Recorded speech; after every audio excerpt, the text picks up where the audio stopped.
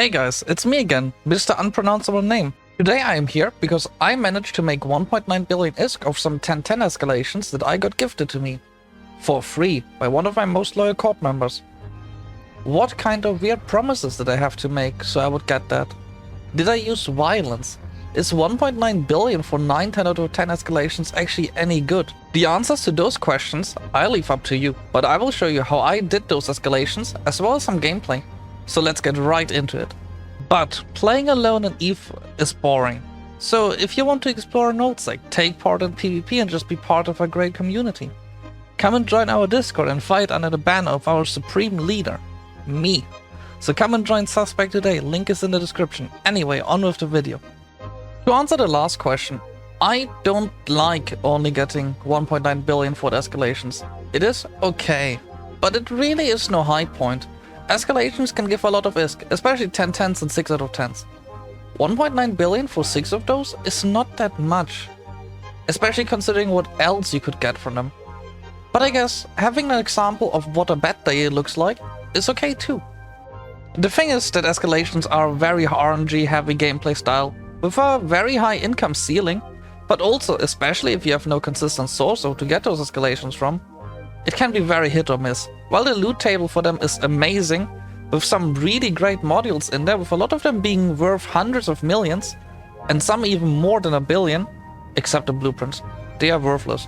You will have days where you come home with billions, but you'll also have days where you wish you were moon mining instead.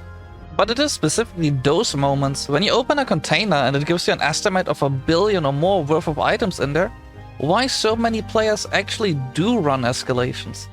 It simply is a feeling of excitement from getting something great.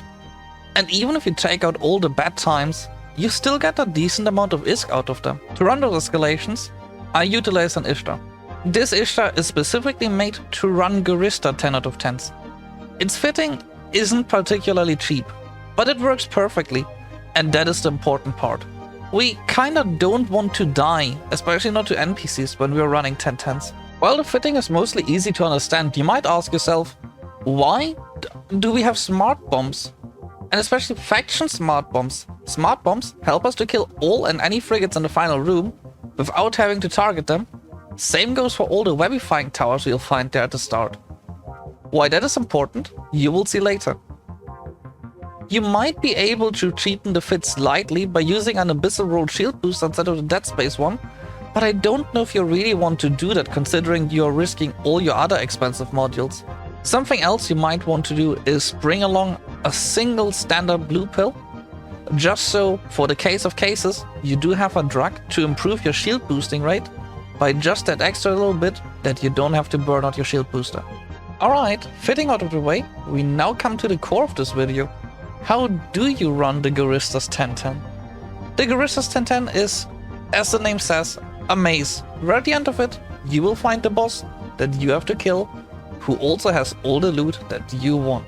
Once you went inside of it, you will be confronted with what makes the maze a maze. A lot of stargates, of which only one of them will bring you to the next room. But that gate is always the same one. There will be a lot of NPCs, but you don't need to actually clear every single room. You just need to get yourself rid of being warp disrupted and webified. All you do now is you take the bottommost gate. This will bring you to the next room. In the second room, you will have to take the 5th gate from the top. This is, in my opinion, the worst room out of all of them. Because counting gives me a headache, but it is easier once you realize that the 5th gate is always slightly pointed towards the left. The next 2 rooms are significantly easier, and in the 3rd room, you take the bottom gate again, and in the last room, you take the gate that points to the right. Easy. If you do get pointed and can't lock any of the NPCs targeting you, you want to lock up the cruisers with the ECM symbol in your overview. You will only be able to lock up the one that successfully ECM'd you, so it can be a bit of a pain, but you can do it. I believe in you. With us having taken the last gate, this now brings us to the boss room, and the room where all your loot will be in. The loot is specifically in that big station. We have to kill it, and for that, you want to orbit the beacon you just landed on at 500 meters immediately as soon as you land, because those cruise missile batteries, they will one-shot you if you don't move. This is also why we don't want to bring a marauder into the site.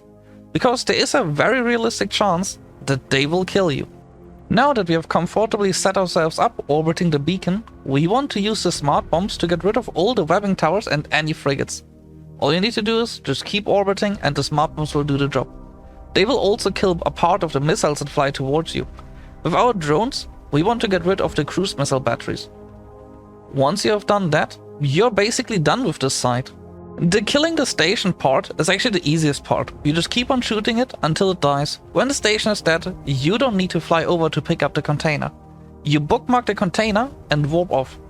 Now, you take a quick break, and once you come back, you can warp back to the container with the container still being there, but the site having despawned.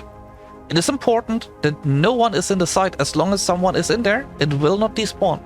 And now, you can enjoy your loot, which is guaranteed to at least be 134 million, with the box that always drops that you can just sell in HiSec to NPC buy offers, and up to 3 X-type modules.